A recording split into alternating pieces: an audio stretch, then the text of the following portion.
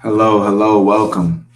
Happy to now be able to talk about the INTJs. Very, very powerful type. This is a personality type that is one of the rarest personality types.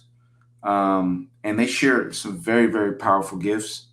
Uh, and a lot of the time they have a mysterious aura to a lot of people. They're not the biggest communicators in the open. When you get to know them, they're very communicative, but of all the types, them and I'd say INTPs can come off the most shy, um, or they tend to have the lowest amount of willingness to communicate. They tend to want to communicate more when they're inspired about a subject that is being talked about something that they can connect with. But generally, a lot of their work is done amongst themselves, right? So it's funny, we talked about these three types before the INTJ. All three are very influential in their own right. INTJs can be influential for sure, and they do have a natural capacity and desire to move people in the best direction, especially in particularly the people that's very close to them. But if you're working with them, they are generally working with the group to move things forward. But unlike the other types, they're not the types to really over communicate. Uh, try to talk to people and engage with the world in order to move the external world. They're more so focused on being the best version of themselves, and by doing that, essentially helping everyone.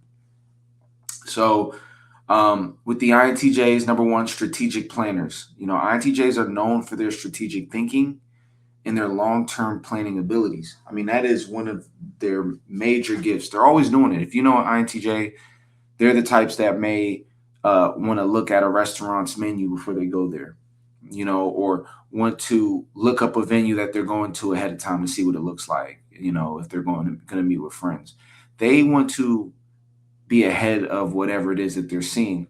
And a lot of that is because of their functions. They have introverted intuition first, which means they have extroverted sensing fourth. So it's this kind of disconnect between what they want to do versus them act, what it's actually going to be like when they actually get to the place. So they do a lot of due diligence beforehand in order to ensure successful outcomes for themselves. They're known for their strategic thinking, long term planning, and they value their independence and autonomy. So they're a very independent type. They're not running out there needing to communicate with people to feel comfortable. They tend to like to be in their own worlds, doing their own things, connecting with people in shared interests. They are deep thinkers. They're introspective individuals. They love to delve into abstract concepts and explore different ideas. You know what I mean? And they really have a capacity to learn a lot of information. They embrace learning. They can quietly sit there and listen to someone explain information. And if it's information that can be valuable, or they see potential for it to be valuable, they're all ears. And one thing about them is they can decode information very well also. So they're very smart and sharp. They can get things very easily. Their mind is always moving quickly, um, to make sense out of chaos. They are logical and rational. So INTJs make decisions based on logic and reason rather than just emotions. Now, obviously, they have introverted feeling third, so they are very connected to their emotions.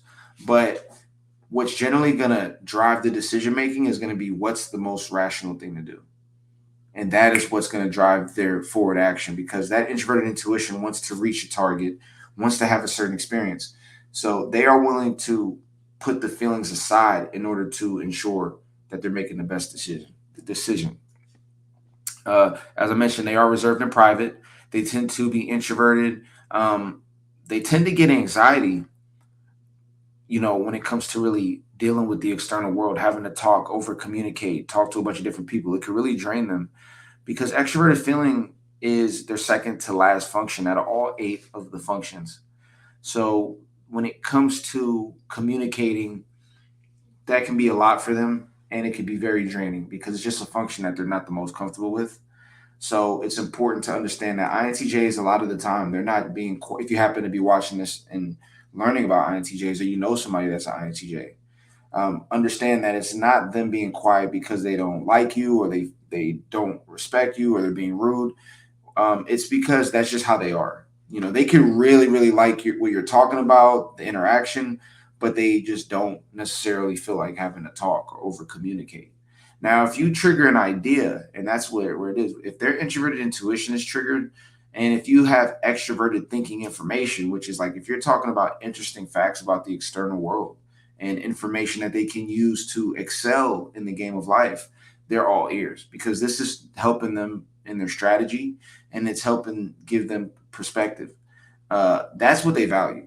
But if they're just talking about, let's say, gossip or things like just, oh, this is what these celebrities did and this is what this person wore. I mean, they can talk about those things. They can have some interest, but that is not generally where INTJs want to put a lot of their time. They generally want to talk about things that they view as meaningful because they do have introverted feeling third, and they want to still feel like they're authentic in talking about things that are valuable to them, and they are goal oriented. So even though they're quiet, even though they can be looked at as passive at times or very modest, they are actually very driven by their goals and aspirations. They're strategic thinkers, and they use their problem solving skills to overcome obstacles. They're always trying to figure out how to mitigate risk. So, what we want to do in this video is just take a look at an INTJ. And what's really cool about this is that you get to see the INTJ in a unique environment. The INTJ this is actually an INTJ that is a successful athlete, which you don't really see a lot of those, right? A lot of INTJs can be looked at as the brainy types or the types that are not really engaged in physical activity because their sensing is their last function. Their extroverted sensing is fourth, their introverted sensing is eighth. So when it comes to physical activities, that's, a lot of time that's not the thing that you know them for, but this goes to show you that they do it. And if they are going to engage in that, they're going to lock in and try to be the best they can at it. So this is an interview with the gentleman, and he's going to, get to see how INTJs communicate. And I love this because you really get to see what it's like having to pull teeth with the INTJ and get them to talk about stuff. And what goes with a great chess ability? Are you terrifically logical in your thought processes? My apologies. He's not an athlete. He's a chess player, which makes sense, right? But what's cool is it's still competitive. And so, but you can see that he's competitive in a mental game, right? That, he's sitting in a chair, but nonetheless, it's all these moves being made in the mind, the next best move. So let's see some of his communication. Can you see where an argument is going? Are you very neat in your personal life, in your room? Do you leave your ties on the floor? Any of the above? I think I'm pretty logical. No, I'm not the neatest guy around. But it does go with a kind of mental discipline. Well, you notice he didn't finish his sentence. He's given very basic answers, and so, but they're still explaining the point. So let's continue. Right, you have to. I mean, it seems to me in chess, you have to have the talent, but the guys who reach the top are the ones who keep at it. They have the character. They don't get distracted by other things in life until they got the title or whatever they wanted out of chess. Can you have any other life? That goes to show you he's not over communicating. He's not demonstrating a bunch of emotion. These are very objective truths that he's speaking. And what's so cool about it as well is you get to see the mindset of, he's locked in on the target. So in his mind, his communications are showing you how he uses efficient perspectives to get him where he wants to go. And that's one of the ones right there. So that's interesting. I think be a great chess player. Not at the moment, no. He's, first things first, right? Get the title and. And what's the plan? Now, boom. First of all, he didn't finish the sentence, which is interesting, right? That shows you he doesn't have that drive to communicate or over communicate like the extroverted feeling types. But one thing that's interesting here as well is he says, the goal is to get the title. So it's like he's letting you know, like he's blocked out a lot of external information because he's focused on a specific target, and you can see that. Moment, no, he's first things first, right? Get the title And what's the pleasure? What's the moment of pleasure for you? Is it when you see the guy in trouble? Where's the greatest pleasure? Correspond to hitting the home run in baseball. Oh, the greatest pleasure. Well, when you break his ego, this is where it's at. Yeah. Yeah. Now, boom, he had to think about it. The greatest pleasure, because, you know, he's not a super, you know, that's a feeling question. Like, what's the feeling that you get essentially? Or so he had to think about it. He had to think about his emotions. Like, how do I feel? Because there's a disconnect there a little bit. But it's still connected. And it's, like you said, it's when I get them to break their thinking. But what that's showing is that's him being able to make an external change in their world. That's extroverted thinking and extroverted sensing. He's looking out. He shook whatever, you know, their you know, self-trust. He broke that. And in doing that, he's able to see in the external world that, boom, it clicked, I'm ahead. And that drives him. So that kind of is cool, seeing how the INTJ views competition. Really? Yeah. And when does that occur? When he sees that he's finished? Yeah, you know, and he sees it's coming and breaks all up inside. And you like that moment of just crashing the. That's him showing that introverted feeling starting to bubble up, right? It's the third function. So they still have that wittiness. They still know what's funny. They still know what's cool. They just don't feel like explaining it. But you can see it's starting to come out. You can see the personality kind of coming out a little bit. And that's how they are. You know, the more that you communicate with INTJs, you start to see that personality come from underneath them. And you end up finding out they got a lot of personality when you get to know them. Yeah. Introverted feeling. What would you have been if you hadn't been a chess player? I don't know. Do you have any idea? Yeah, some kind of sport, something, you know. It's a sport.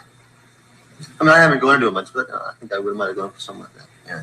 People expect to, I know when they meet you, they hear a guy who's been a prodigy. You started playing chess when you were what? Six. Yeah. And they for some reason, they expect a frail little fellow with thick glasses, and they're always surprised by the width of your shoulders and the fact that you look like an athlete or swimmer or something like that. Are you good at those things too? Well, I haven't really, you know, developed myself too much in sports, but I like little swimming, tennis, and mainly I just use it to keep in shape for the chess. Realistic and honest. So he didn't use his extroverted feeling to, you know, create a feeling with that answer or to get people to connect with him. He didn't try to oversell it or over explain anything or try to make himself be perceived a certain way. He was just very blunt and honest about what it was. And that's what you'll notice with INTJs. It's very direct communication. That sounds funny. Yeah, they laugh to keep in shape for chess, but where does it take strength? Well, you're sitting there for 5 hours, and How do you develop that part of your body? oh, I mean, you know, Another way to put it the neck bone is connected, all that stuff. You know, Yeah. you got to have the blood coming into your head, and the reason that players fade out, say in their 40s or 50s, is because about the 4th or 5th hour of play, they lose, you know, their concentration, their stamina is gone. You have a lot of stamina. Yeah, people do laugh at that, but it takes a terrific amount of stamina, I'm told. Another silly way to ask the question was, a baseball player's legs go, what goes first on a chess player? But I suppose there's no... you do sit an awfully long time. Now, could be part of a strategy? Would a guy take extra time in a match that isn't timed just to wear you out physically? Well, you got the clocks, you know. You can't take too much time because Yeah. you'll overstep and get forfeited, but you can sort of... Once again, objective information. It's not a lot of feeling-based stuff, not trying to elicit any feeling. He's just giving you, oh, you asked me this? Well, this is how it works objectively. Now, there are types that are like, oh, you know, that look for more of that emotive communication, expressive. Those are more of your extroverted feelers. Extroverted thinking wants to know the data and the logic and the information so it can use it. It's not really worried about how that's expressed. And honestly, it tends to not want to overexpress because that takes a lot of energy. So it creates a situation where they can feel exhausted doing that. So that's why they just give you the data and the logic, and that's it. You know? Pace your time to not to move too rapidly, not to move too slowly, kind of just wear them down, you know, grind them down. So it's not just the knowledge of what you do on the board, but a little psychological Oh, yeah. warfare, too. Right. Now, when you used to walk out of matches, what were the reasons for that? They used to talk about full temper. Yeah. First of all, I only dropped out of 2 matches in my whole life, and I just looked up the record. I played in about 60 matches my whole life, so it's been a little exaggerated. But I was complaining about the lights. Spectators were bothering me, a lot of noise. You know, they were using all kind of horrible lighting, chandelier type lighting. So once again, as this is referencing, they have introverted, but they have their sensing is their lowest function. So when it comes to the environment, little things like that can really affect them because they're looking for an optimal environment to perform their best. When that environment in reality is not at the ideal that they were aiming for, it can really get in the way. When actually you need really soft lighting for it. This is a serious business, 5 hours. Working with your eyes, Why, because of the glare or the light shining into your eyes? Yeah, the light shining into your eyes. Can you wear a green... People suggested that to me. And they told me I should just, go to any department store. So I went to a few, and none of them had it. So. So he said that people told him he should do something, and he said, so I went to a department store, right? So that's showing you he's willing to listen to different perspectives. That's extroverted thinking, and he'll act on what people are telling him if it is objectively makes sense. I think that you probably are the world's greatest chess player. I mean, there's no reason to be modest about it. Yeah, right. Yeah, that's a generalization, right? The world's greatest chess player. Obviously, he may be, but that is a generalization. I mean, it isn't like, necessarily, that's perspective. Is he the best ever? But he's able to own it because he's comfortable with making certain generalizations if they have enough objective truth to support it. And this is him backing that. Yeah. There's no way that I could disprove that. Did you feel like a prodigy as a kid? Did other kids say, he's in playing chess while we're out playing baseball? No, not too much. No. Yeah. But you were a prodigy. I was a prodigy, yeah. Yeah. So there we go. That communication, it is very clear, direct, and there's not a lot of adding on after. So that's what I love about this. And if you're watching the entire course, which is what you should be doing if you really want to learn this and get the full picture, you really get to see the differences in certain types. Like when we watch the INFJ with Oprah or Tony Robbins and the ENFJ, it's like these characters are you can see the difference when you have extroverted feeling with introverted thinking as your main function, as your top 4, versus when you have extroverted thinking in your top 4, it's just a different communication style. So it's very interesting. Now, who is the INTJ, right? The INTJ is a highly perceptive individual. They're always focused on the next best move. They prioritize knowledge and efficiency in their day-to-day lives. They always seek optimal outcomes. And like we talked about, strategic thinking to get the best results. And they're introverts by nature. They like to socialize with people, but they like to have deep conversations, people that they can actually have meaningful communications with. A lot of extroverted feeling to INTJs, honestly, is it can feel fake. It can feel like acting. It can feel like performance. And INTJs, that's what they hate because it takes so much energy, and they'd much rather be able to be comfortably being themselves around people who they can be themselves with. And those are the ones that they tend to show that emotion to more, that introverted feeling. As I mentioned, they have introverted feeling third. So they are very connected with their feelings and they feel very deeply. They're constantly dealing with this balance between the best thing to do and then how I feel, and that's hard sometimes. Like the best thing to do might be something that hurts people's feelings. It's not that easy for INTJs to do that. I mean, some can do it a lot easier than others, but they still have that moral, those values that they're very in touch with. Now, if we look here, these are 3 successful people. We have Elon Musk all the way to the left. And that goes to show you INTJs can be very high performing. He's extremely wealthy, one of the richest people, in the world currently. And he's somebody that's very ambitious, went and bought Twitter and turned it to X constantly. And he's very objective, shares his objective perspectives, is willing to state things that he views as truth, even if it shakes the environment. And very much focused on advancing in things in the external world, which is why, he's trying to do external things like, get to Mars, building rocket ships, spaceships, traveling space, like doing things to push like humanity forward but doing things in the external world to make it happen. We have a lady here. She's an author, I believe, and, was a writer. Did some amazing things as well. We got Jay-Z, big time artist, musician, rapper that was able to get to a very high level. And once again, always moving forward. He started as a rapper, moved up into becoming a having an executive role, invest in, got into business, continuing to push things forward. A lot of his music is based on what he experienced in the real world, and he channels it in with his intuition and paints the pictures of what he's seen, and his thoughts are constantly providing uh, data that he can use to make music, to tell these stories, and to make business decisions. So you notice that's what the INTJ is about you taking what they're absorbing around them and utilizing it to create uh, optimal outcomes for themselves and to create changes and different effects in the external world. So now let's talk about the strengths and weaknesses of INTJs. Okay, one of the strengths, they're strategic thinkers. We've been saying that throughout. Um, they're very independent. So, because they don't need to really have to be around people a lot, having to communicate with a bunch of people, they're not really seeking validation from a bunch of people. They more so are focused on close relationships, as I mentioned. So it allows them to operate independent from the group. And that actually allows them to have unique perspectives, to be fierce in following their own path. And it also is a quality that can help them when it comes to them being leaders. Like they do have that leadership ability within them because they're willing to prioritize what is the most rationally effective move. They're very analytic.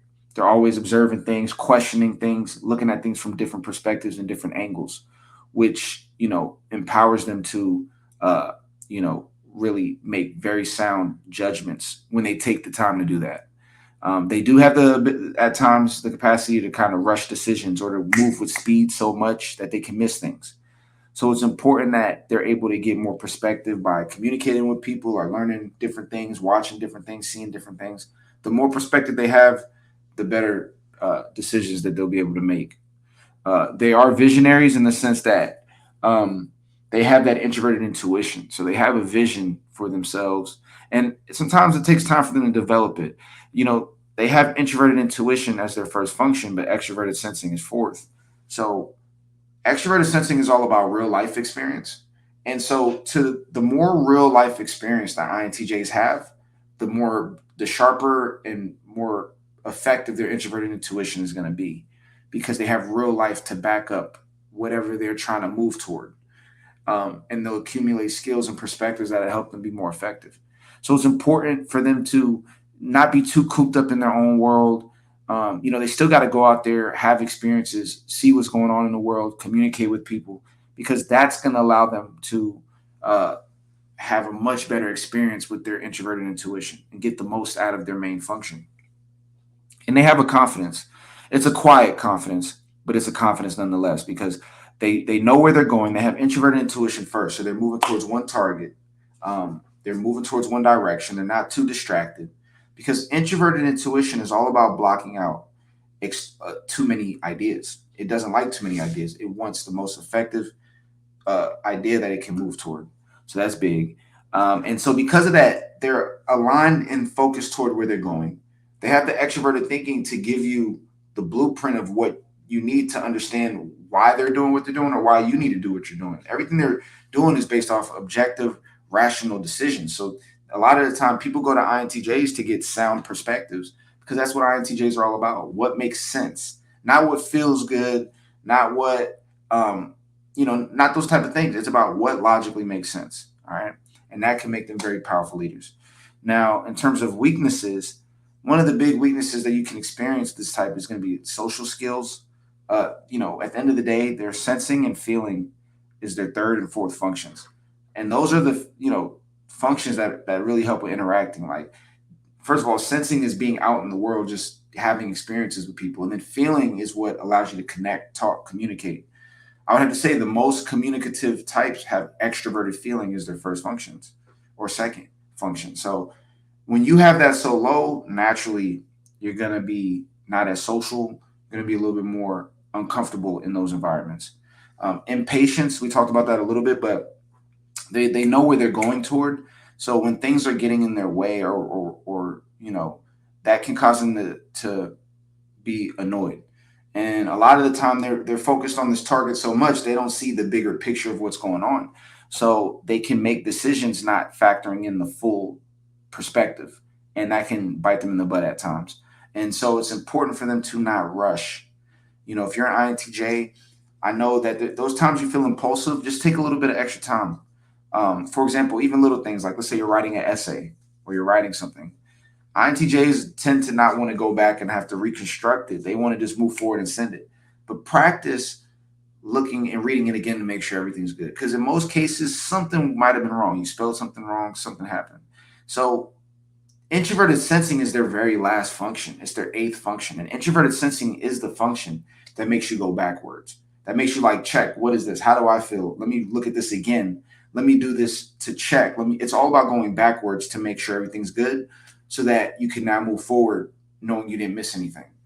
INTJs do that the least. They're one of the types that do it the least. And so you got to think, right? It can be a problem. So what's going to make you powerful is to either align yourself with someone that does that, or what's always the best is to work on it within yourself.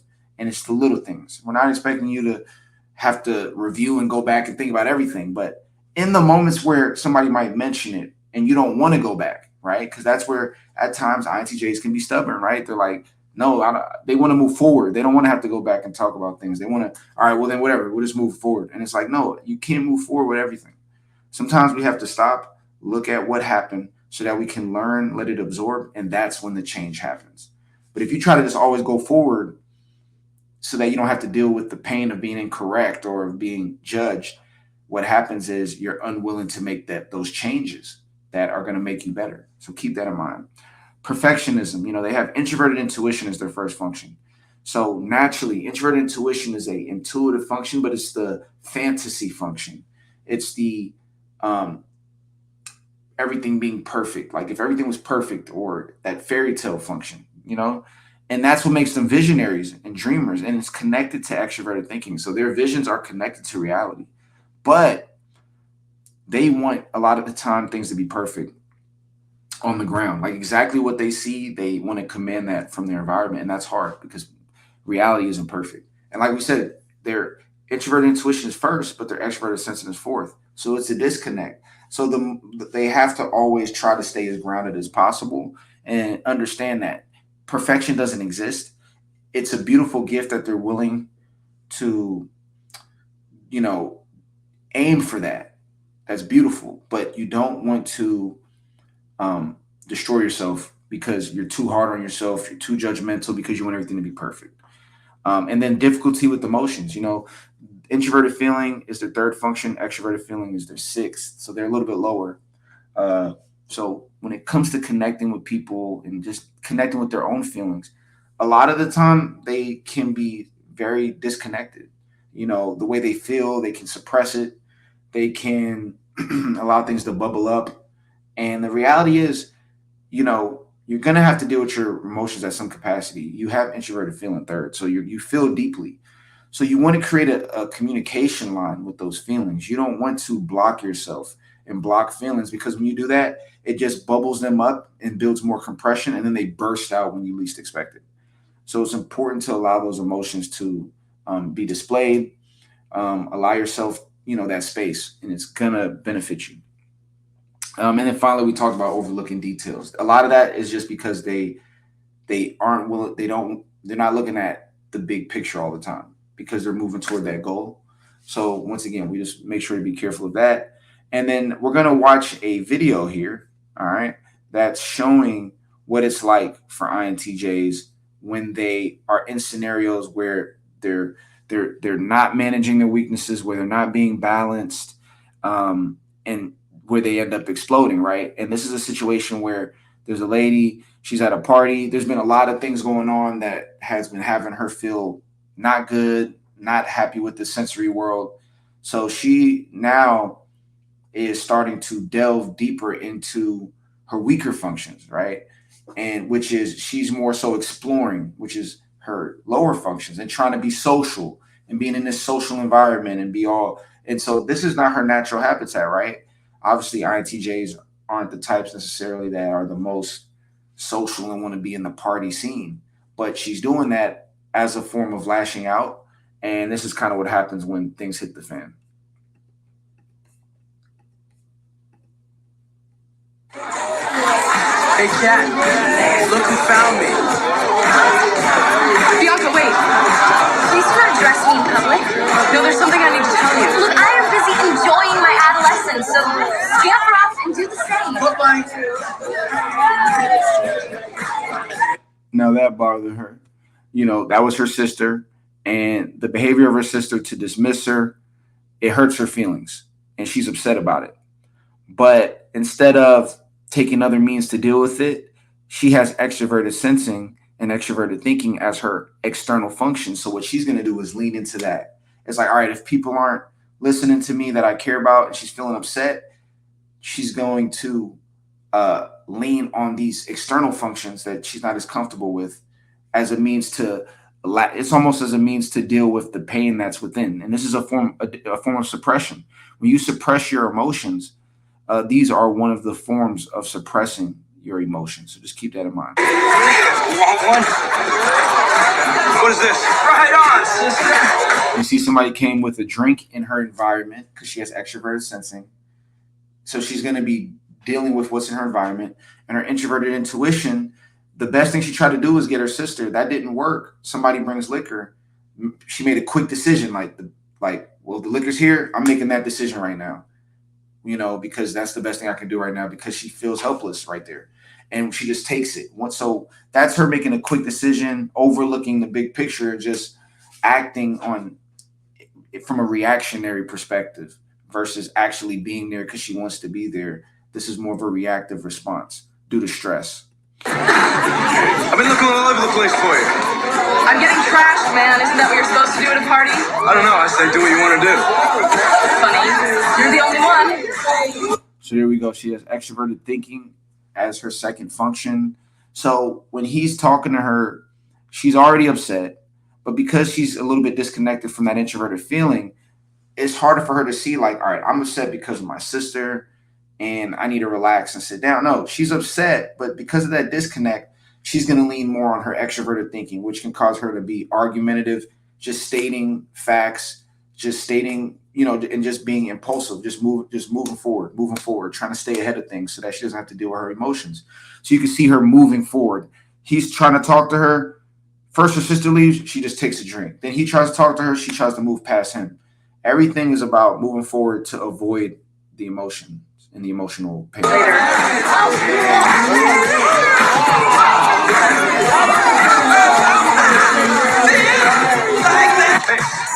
Kat, why don't you let me have this one, huh? No, this one's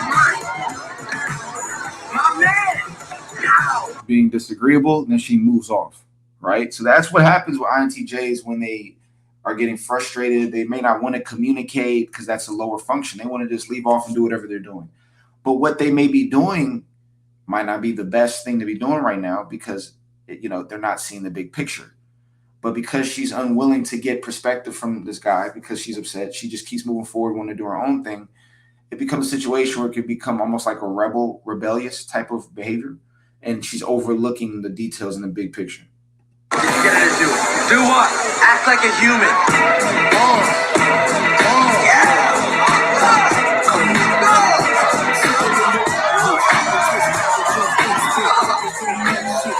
Now, as you can see, INTJ, if she was in her rational state of mind, she would never be on a table dancing in front of everybody. But right now, she's made so many decisions to try to just move forward and not have to deal with her feelings. Now she's drunk, and now she's operating in that unconscious. And now her unconscious functions, her lower functions, are starting to come out. That extroverted feeling, the extroverted feeling, the extroverted intuition, which is just her trying a different idea.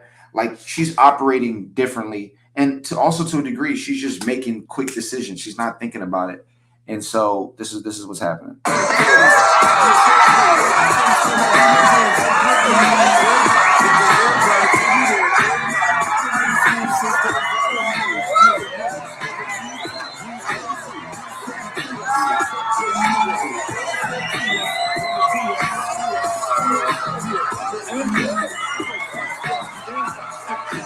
but the funny thing to understand too is she's dancing and stuff, but that's she, she still has extroverted sensing. INTJs still have that extroverted sensing fourth.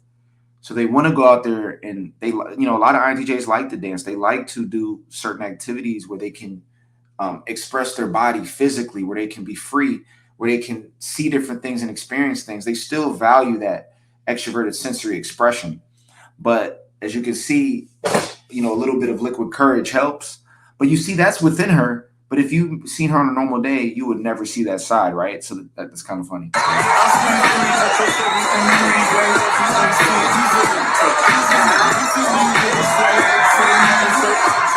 That's her being so lost in her environment.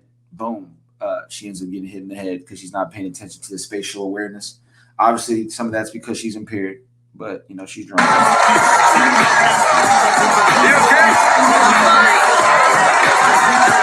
Even in her unconscious state, she's like, I'm fine. She just wants to move forward and do her own thing and be rebellious to the point where she can't even function. You're not fine. Come on. You lie down and you go to sleep. Sleep is good. Yo, not if you have a concussion. Come on. Here, sit down. Hey, we need to talk. Cameron, I'm a little busy right now. Can you give me a second? All right, there we go, y'all. So now let's talk about the functional loops that INTJs can get caught in, okay? We have introverted intuition and introverted feeling. Now, a lot of INTJs, when they're in situations where they can feel very isolated, where they can feel very alone and disconnected, it's because there's so much within they're focused on just their introverted intuition, which is like tunnel vision. And they have a tunnel vision on the things that they like to do in their own mind and the things that make them feel good based on their introverted feeling. And sometimes they can be so lost into being in their own routine and doing their own things that they block off everyone, which can include people.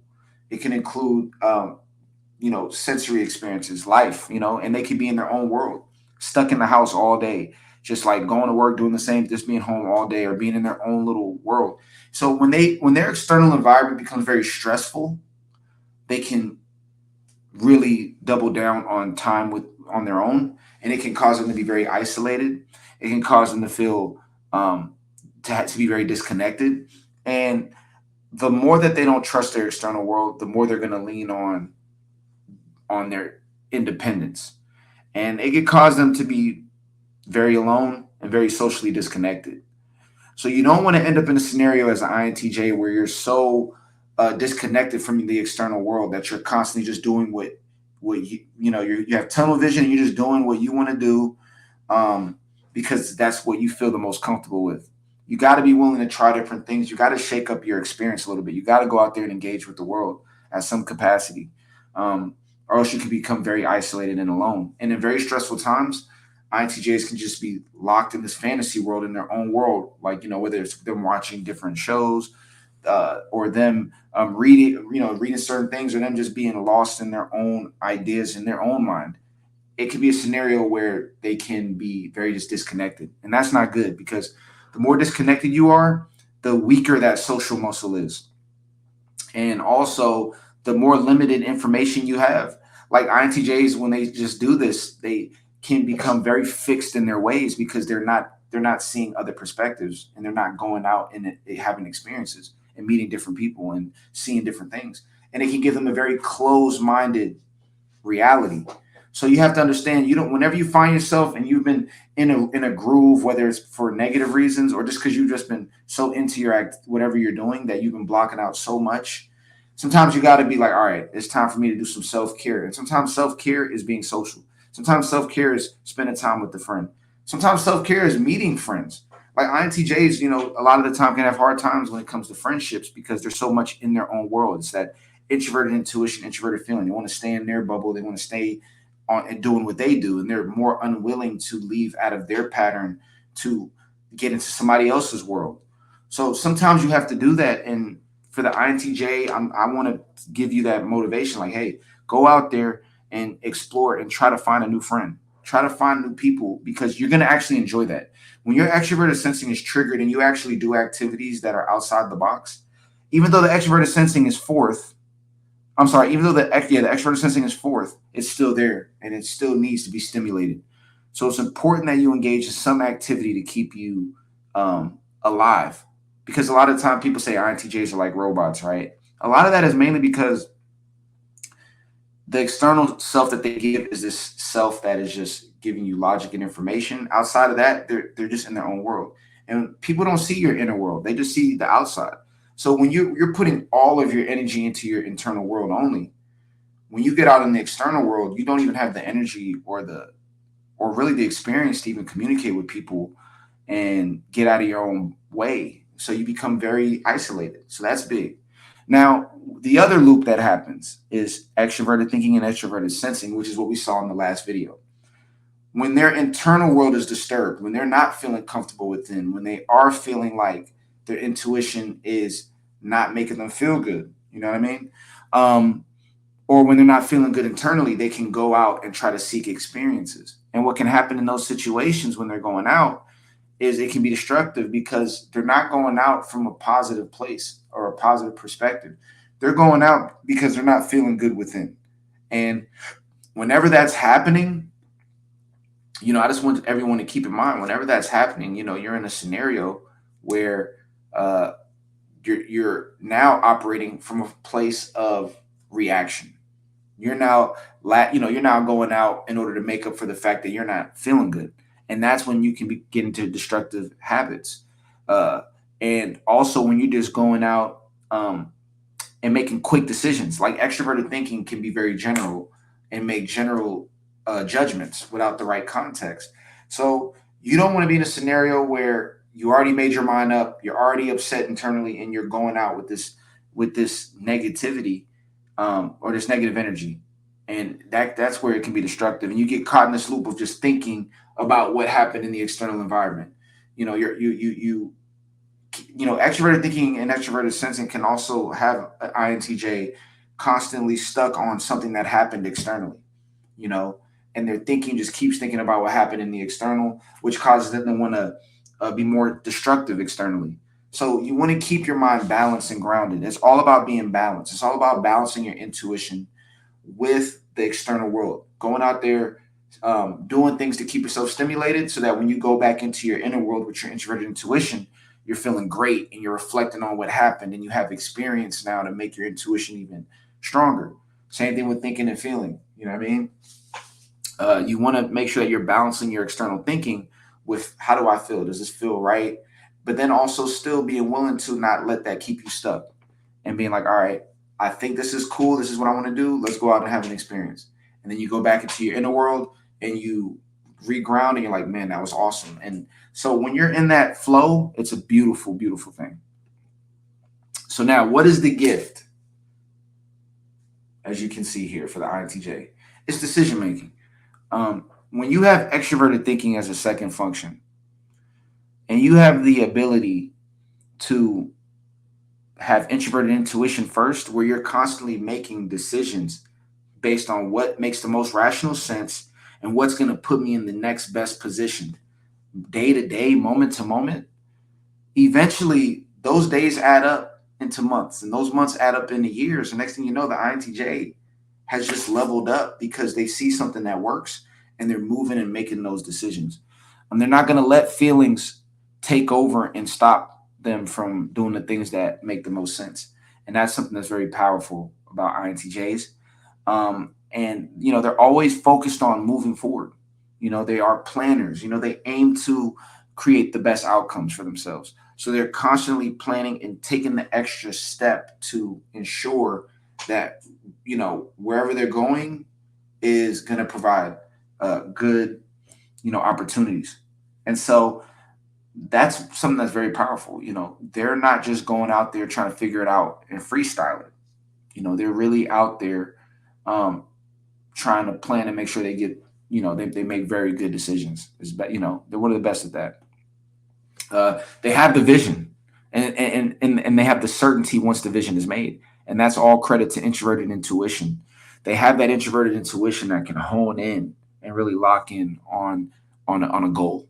And so that's very powerful. And they also have an uncanny gift to make decisions that will ensure good outcomes, as we talked about. And a lot of that is because they have, intuition and thinking. So they're constantly thinking of the best ideas, and it's not always focused on just people. It's focused on what makes the most sense for the group. And that's what allows them to have leadership abilities, is because they're thinking of the best outcomes for the group from a logical perspective. So they're always going to be innovative, moving things forward, being decisive, and uh, trying to make the best decisions. And that those come together to create a powerful personality type. And their hidden power is their intelligence. And to be more specific, it is their ability to learn quickly. They are quick learners. They can look at a puzzle and see what fits. For an example, INTJs are some of the best at predicting movie outcomes. Like, okay, what's going to happen? Okay, they can go out there and guess what will happen, and a lot of the time they're right. And a lot of that is because they are, just so good with that extroverted thinking at understanding objective reality. They have such a good take on objective reality, and they're able to see things from that perspective. And they have the intuition to see images in their mind and imagine, okay, this could be this way, that could be that way. Oh, what if this happened? Oh, that's interesting. And the thing is, their extroverted thinking is their second function. It seeks information. So they love to talk to intelligent people. They're constantly absorbing information to be more intelligent, and they're able to identify intelligence very well. So they really are a brilliant type. And what makes them brilliant isn't just what they come up on their own, it's their ability to identify what is great information versus good versus bad or versus medium. They look at information the same way you might look at like a steak or a high quality wine. Like there are degrees to knowledge, and they are very much at the forefront of seeking high quality information. And so, that's something that is their gift. Other types more so desire to be driven by fantasy or what makes them feel good, or storytelling and things like that. Um, you know, Whereas INTJs, they focus on what's reality, and they really take a very real look at reality and are willing to deal with the harsh truths. They're willing to deal with the harsh realities. They can handle that information because if it is logical and it's the truth, then that is what it is. And that honestly is something that's very powerful about them. Um, and once they desire to learn something, they make themselves an expert quickly. And that really just speaks to their consistency. Like the gentleman that was a chess, master. Like once they lock in on something, they block out everything and they're moving toward that direction. And when they have people around them that can give them powerful, thinking information, they're going to use that and they're going to just become more and more powerful with that and more confident until they are ready to own their position. And from there, you're dealing with a beast. So your gift is your ability to learn quickly. So that means you should be spending your time reading and communicating with people that are intelligent and putting yourself in spaces where you can be around the best information. If an INTJ does that, they are going to excel at a high level and do some amazing things. INTJs they have an energy that people trust. And they naturally just look like they're intelligent because they have the qualities of intelligence. Being perceptive, being able to move forward, decision making, dealing with the reality, dealing with harsh truths, being willing to make the harsh decisions, not letting feelings just drive you, but being able to let your thinking drive your decision making so that you're making optimal decisions. These are the things that make them powerful. But their secret gift is their ability to learn at a high level and to learn high level abstract sometimes and sometimes very complex information in the most efficient way to get external things done in the world. That is what you're here to do as an INTJ. You're here to make external changes in the world, but not by over communicating or talking, by using your mind and using it to create or help create a structure or help maintain a structure that is going to make people's lives better. So you have that innovation, you have that brilliance, you have that intuition, and you have that decisiveness that are all the tools to make you extremely successful. And that's why INTJs tend to be successful a lot of the time without even trying too much, because you just naturally have those skill sets. And that's a gift that you have, and that's a power that you have.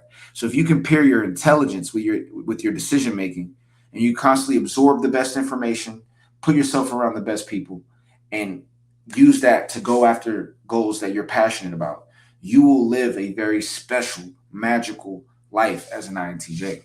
And this is your magic. These are your functions.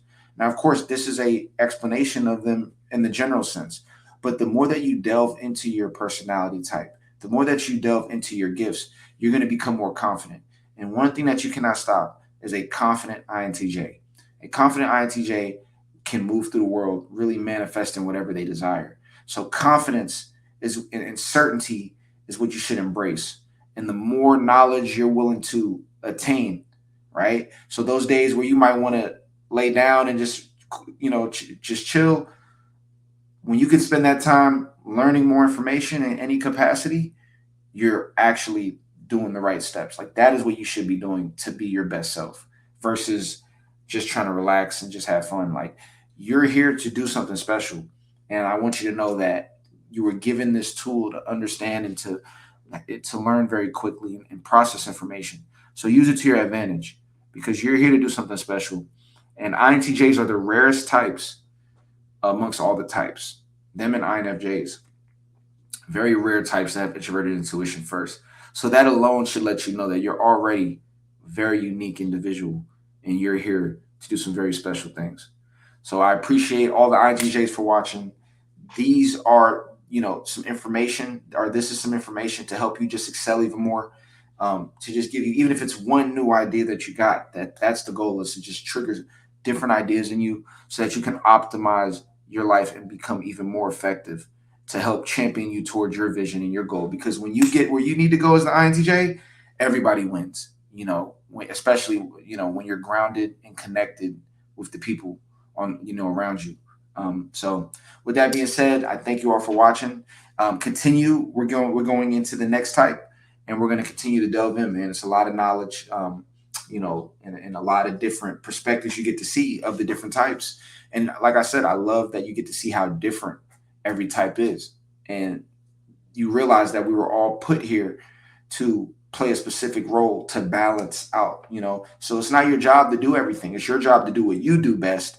And the things that you're not as good at, there's somebody else that was here to do that. And that's their job because they're not as good at the things that you're very good at. So by being the best you help the collective. And I think INTJs are a great example of that philosophy. I thank you all for watching, and I'll see you in the next video.